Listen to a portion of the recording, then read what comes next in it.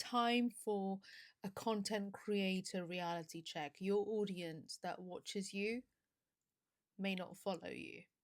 And so your engagement system, your content architecture has to work for both strangers as well as your community, the people who are loyal to you, who bother to subscribe and follow. This is day 12 of my 21-day brand communications course, only on YouTube. But guess what? Like every content creator, my Wi-Fi went. It happens. It happened midstream during day 11. And so I am now using portrait recording using my 4G on my TikTok. And for those of you watching on YouTube, let's be agile. So I'm sure I have your sympathies and your support. Let's get to day 12. So here is a really important question for you. We've just done 11 days of this brand communications course. And I'm going to ask you this question. When you are communicating, when you are building content around your brand, are you building that content? Are you writing it, producing it, creating it so that you are discovered? Or are you doing it for those who already follow you, so it's more for depth? Or is it for both? Now, this is very relevant to what's happened over here with my content.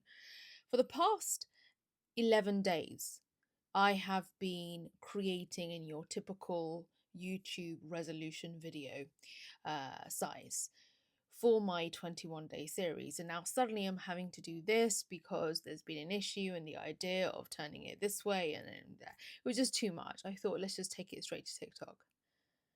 I've got this, and I think a lot of us have this misconception that we think that style, the typical YouTube resolution style, will only be for people who follow you, subscribe to you. And this portrait style is for new audiences because you never know who's going to land on your video. You don't know how or where or when it will show up on someone's feed because it's so unpredictable on portrait, short, whatever resolution size. But that's not true, is it? How many times have you been on YouTube and seen that a regular resolution size, traditional resolution size on YouTube video has been recommended to you from a creator you don't even know?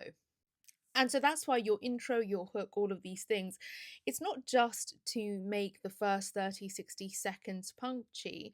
It's because you are potentially in front of a completely new audience. Now, if my metrics, my YouTube studio metrics are anything to be believed, then more than 90% of my watch time is from new audiences. And I have tripled my watch time in the last few months. And my sub level is low. We're in a whole different era, aren't we? So let's discuss how we approach this, because it's not necessarily a problem or a dilemma. If you're new to me, by the way, I have more than 20 years in communications and media. I'm a chartered public relations practitioner. I'm also studying systems thinking as part of my postgrad masters. And I'm here on Serena's Playbook on YouTube and I guess TikTok to help you level up your strategic thinking as a brand communicator, entrepreneur, anyone building a brand in public. And if you have been on YouTube, then you have found that I have a whole course playlist for 21 days of brand communications. So this is day 12. Let's get into it even more. So engagement, it's not just about the metrics, is it? It's not just about who's watched, who's liked, who's commented. Because here's another metric. Are you part of any of the conversations happening within your community or adjacent communities? For instance, have you been stitched on TikTok? Are you part of the discussion? Remember, day 11, we were talking about media literacy and zeitgeist awareness. And it's about knowing what's going on, like what's the finger on the pulse, what's the sentiment, and what's pertinent, what's very relevant and interesting to your landscape of interest. And do you feature in it ever? Because there are certain creators that get stitched, right? And they are part of a conversation and it gives them the potential for more content. So this kind of feedback that you're getting from your engagement system, your content architecture, it's not just what you're putting out and what you're getting back. It's your thoughts, your ideas. Do they feature? Does anyone take what you're doing or saying, stitch it, clip it, stitch it, clip it. Do they? Are they? If not, are you missing a trick? Because so many of us who are watching portrait video know that people are constantly getting quoted or misquoted.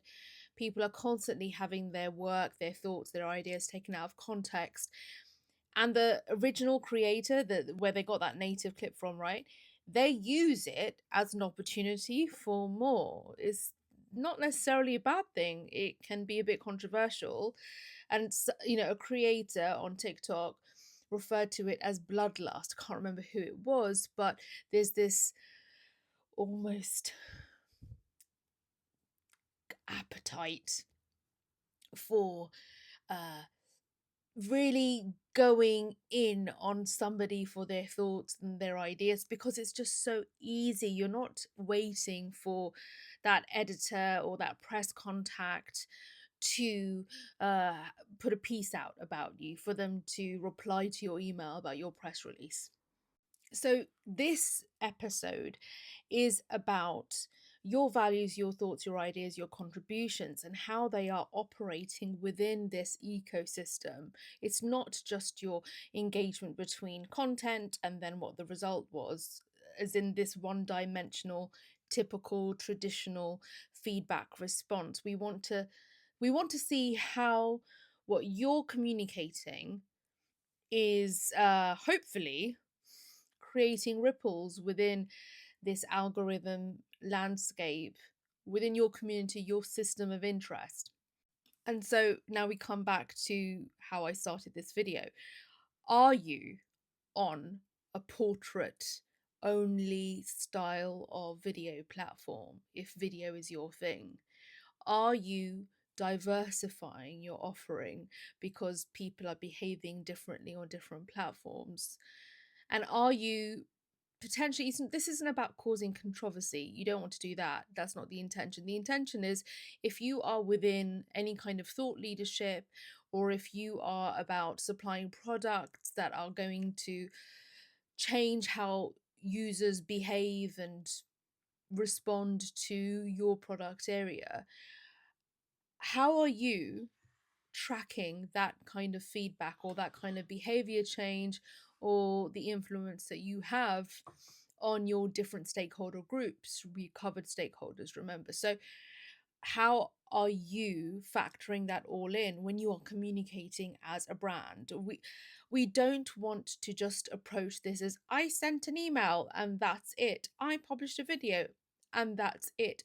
We want to look at our engagement system. We want to look at our content architecture, because that's zone 5 of my 7 strategic zones of interest. I had to remind myself which one.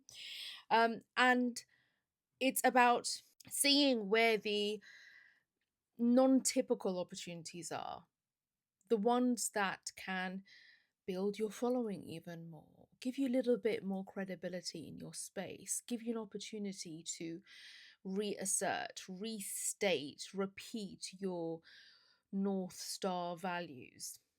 So, in the same way, when we map our stakeholders, mapping our engagement system and our content architecture can help us to spot opportunities. Remember, you're a brand communicator, you're looking for opportunities. You're not just doing reputational management, you are looking to see where you could get more sentiment feedback, because insight is insight, helps you with your research and development. Even if you don't call it that, you're doing it up here. If you're a solopreneur, a content creator, you're constantly doing all of these different things, wearing these different hats.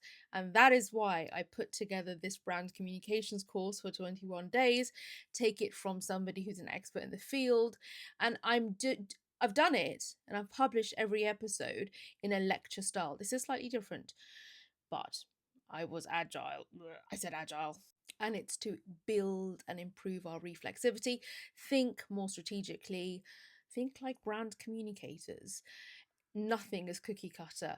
You've got to be iterative, innovative. Gosh, it's sounding really douchey, but thank you so much for tuning in for day 12, right? Yes, day 12, and I'll see you day 13 tomorrow. Woo! Make sure you subscribe or follow.